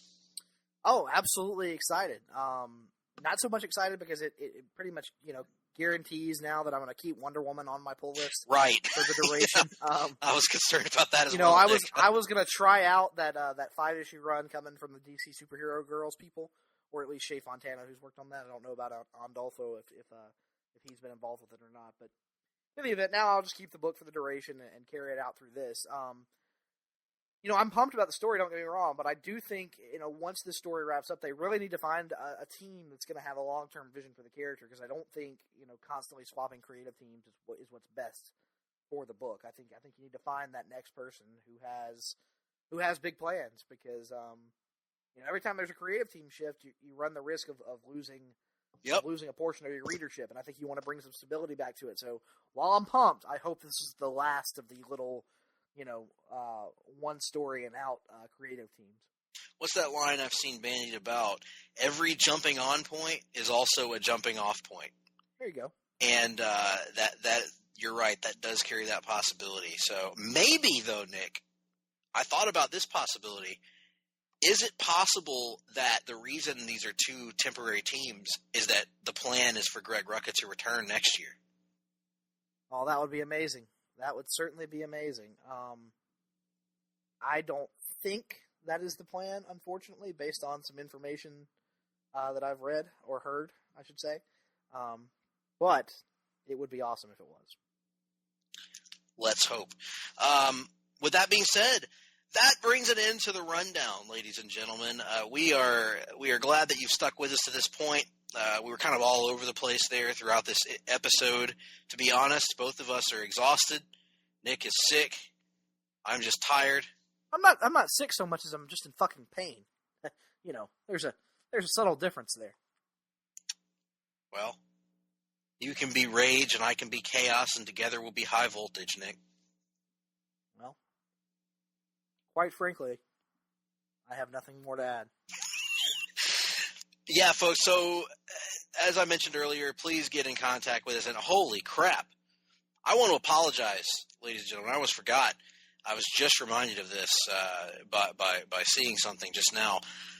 Last week on our review of the unaired pilot episode of NBC's Wonder Woman back in 2011, we were talking about this gentleman at the beginning of the episode that Wonder Woman chases down and lassos, and he's a bald individual and skinny and looks kind of, gangly.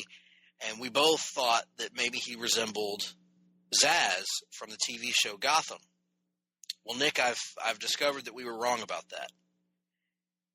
This individual was not Zaz from Gotham. This individual was actually NBA Commissioner David Silver. Oh, Adam Silver, you mean? Oh, damn it. David Silver's the guy from 90210. The character. Well, I assumed you were combining David Stern and Adam Silver into one person, but no, I knew the name Silver, but I was throwing in David Silver, the musician character from the great show Beverly Hills 90210. The remarkable thing about Adam Silver is that he's got one of the smoothest bald heads you'll ever see. You could really stick that thing anywhere, much like Baron von Raschke. Much like Baron von Raschke. Discipline.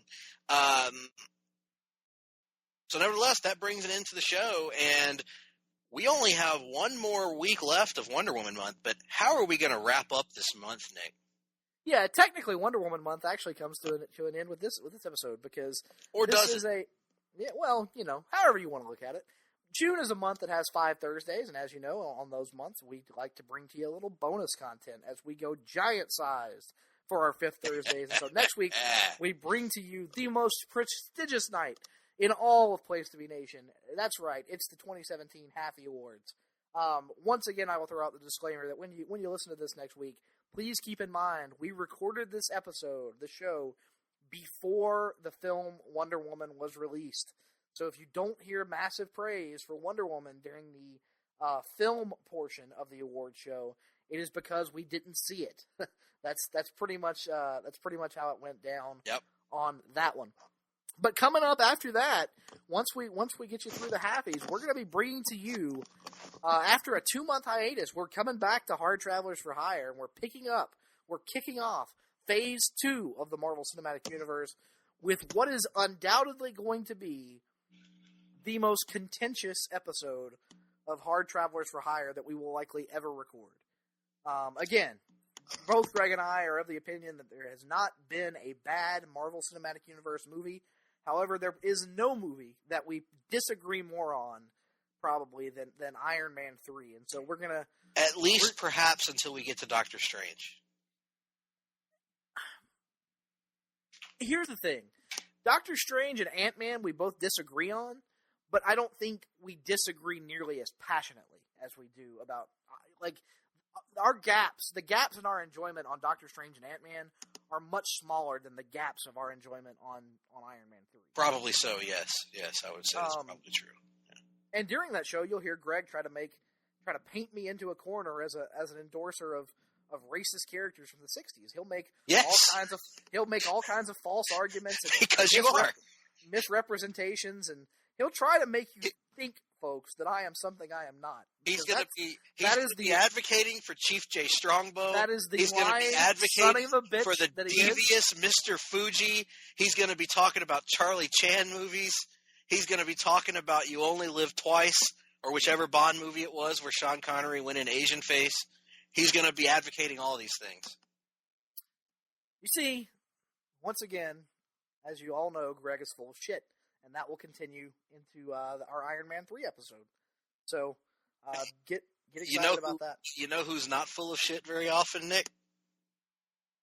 Oh no. Take a guess as to who might not be full of shit anymore, because he's often dropping it and he's often seeing it dropped. Yeah. And that's Klondike Bill.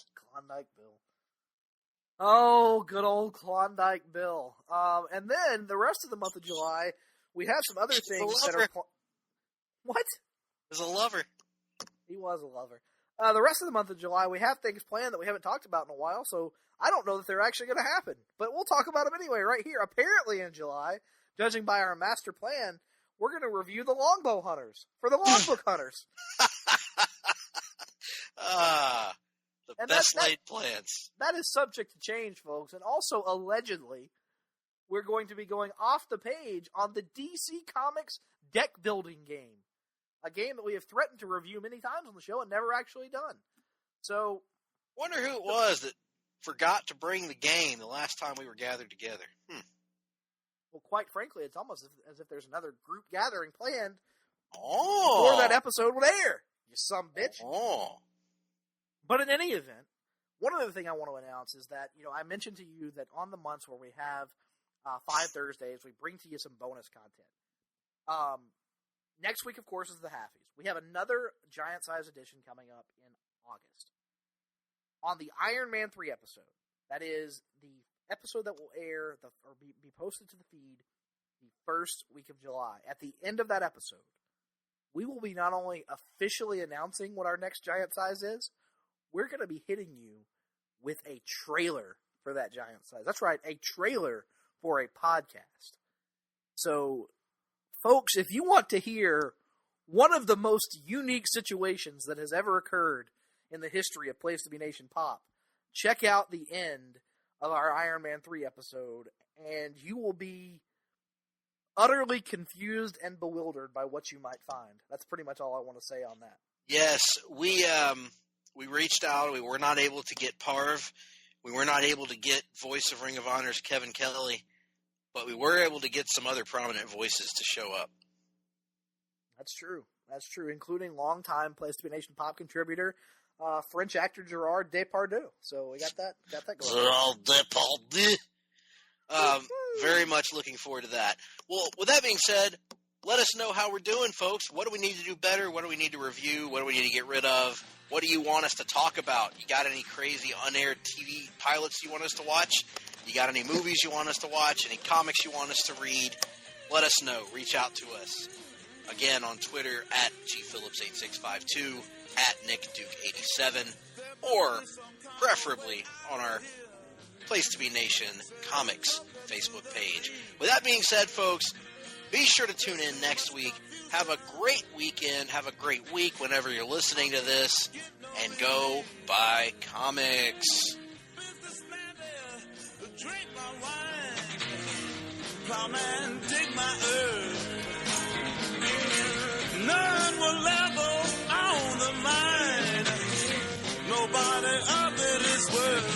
Hey.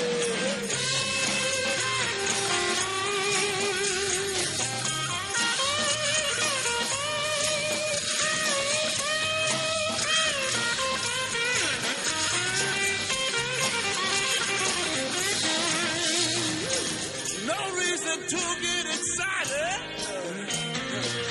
The thief be kind of spoke. There are many here among us who feel that life is but a joke. But you and I, we've been through that. And this is not our fate. So let us start talking falsely now. The hour's getting late. Hey!